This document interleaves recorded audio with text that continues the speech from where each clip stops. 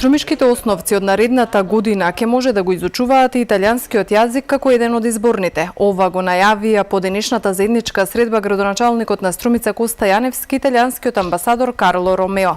Според амбасадорот, Струмица важи за еден од градовите кои години наназад има одлична соработка со Италија, а доказ за тоа се и многобројните македонски комуни во италијанските градови. È sempre un piacere venire in questa bella città. Секогаш е задоволство да се биде во овој убав град, кој што е поврзан со Италија, меѓу другото и со многу имигрирани кои што живеат и работат во Италија. Средбата беше многу плодна и корисна за да се разгледат многуте можни идни проекти и идни соработки, а особено се задржавме на воведувањето на италијанскиот јазик во македонскиот училишен систем и соработката која што може да ја има Струмица со италијанските градови во Италија.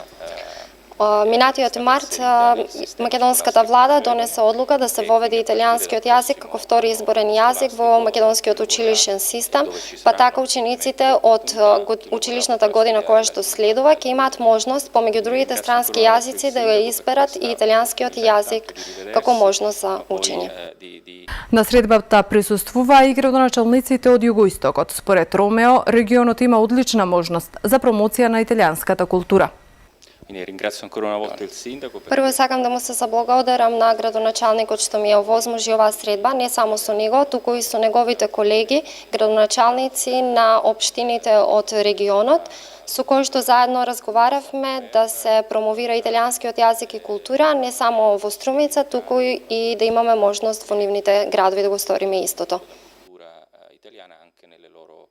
Наредниот период општината ќе спроведе анкети меѓу учениците и родителите, но досегашните сознанија укажуваат на тоа дека веќе од наредната година ќе има услови за да се воведе италијанскиот јазик во редовна настава. Една идеја која што со големи симпатии ја прифаќаме, мислам дека постои една клима и во нашата општина за таква една иницијатива. Ке следат се, разбира, анкети со учениците и со родителите околу тоа да видиме колкав е интересот за вакво изучување и јас лично сметам дека тука постои една голема симпатија према италијанската култура, према италијанскиот јазик. Не спојуват и нашите комуни во Италија кои се доста бројни. Наши сограѓани живеат и работат во Италија, нивните деца исто така го учат таму јазикот. Мислам дека тоа е една спона која што ни дава една убава база да направиме уште една успешна приказна во нашата општина.